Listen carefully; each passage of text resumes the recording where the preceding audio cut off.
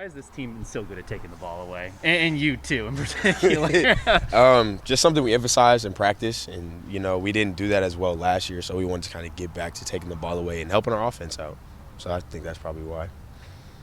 Verone, I think this Stanford team is a squad that can do a lot of different things offensively, pound the rock, and a lot of big physical receivers. What are you seeing on film that maybe is going to be key to lock in on? Identifying who's in the game, because they run so many different personnel sets with so many different fullbacks, tight ends, receivers. Some of the receivers are bigger guys that are blockers. Some are speed guys that can really take the top off the defense. So just really identifying who's all coming in and out of the game and knowing the situation where we're at on the field, those are probably the biggest keys.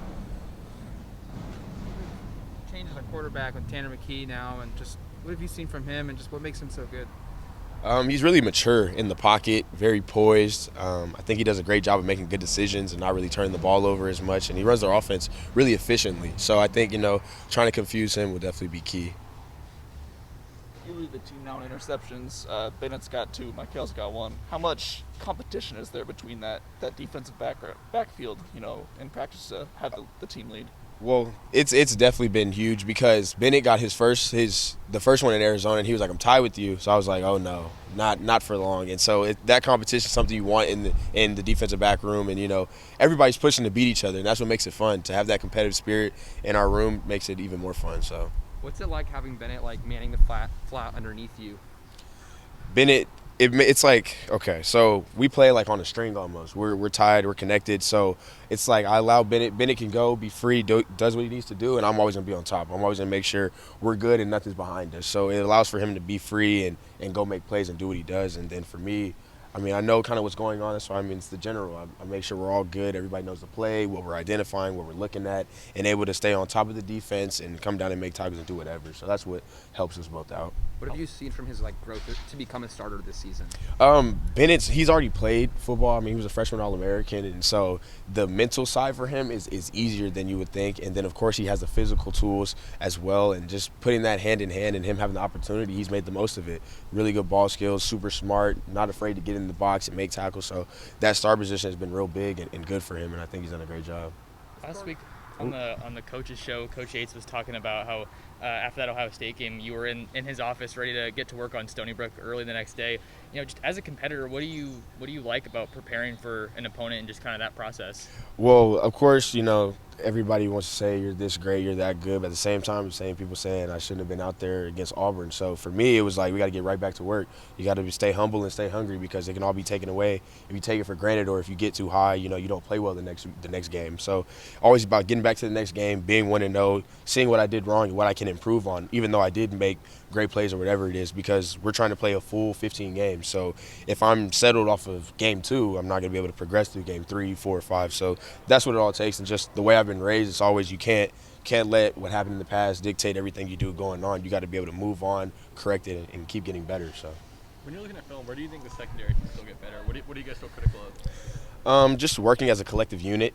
Sometimes, you see us where we're spinning or doing whatever, and it's like, oh, you got to go here. So just not being as hectic, being very poised within the snap whenever there's motions and things like that, and just working all together as a corner, nickel, safeties, wherever we spin, or if there's a check we need to bump over, whether we're zone, man, just all working together. I think that's what we need to improve on. What's made the secondary so effective in preventing the deep ball over the top? I don't think it's happened all that often this year so far.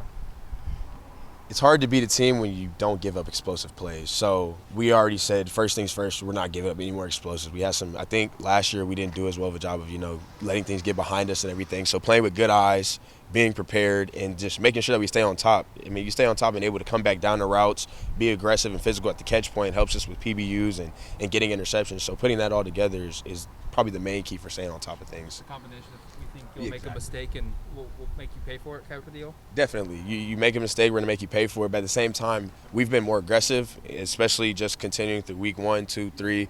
You see a lot of guys getting in people's faces and things like that. So we're still progressing and just doing a great job of it. You mentioned that aggression a couple of times. I think it was the Ohio State game and the Stony Brook game, not so much this past week. DeRuyter blitzed you inside the red zone, just as a deep safety.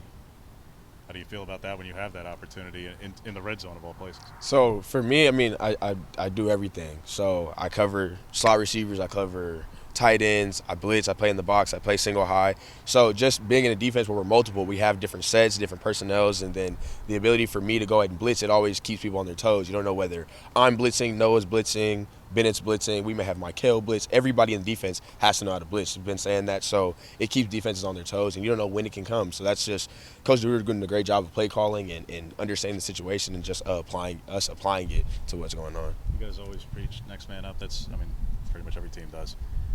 At a certain point, does there come a point, though, Verone, for instance, like with Stanford, when they're down 3 running backs and they only had 1 really available last week, does there not come a point where if an offense is down too many weapons that it just changes tendencies? It just changes how you guys have to go about defending and even preparing for them if they just don't have enough guys?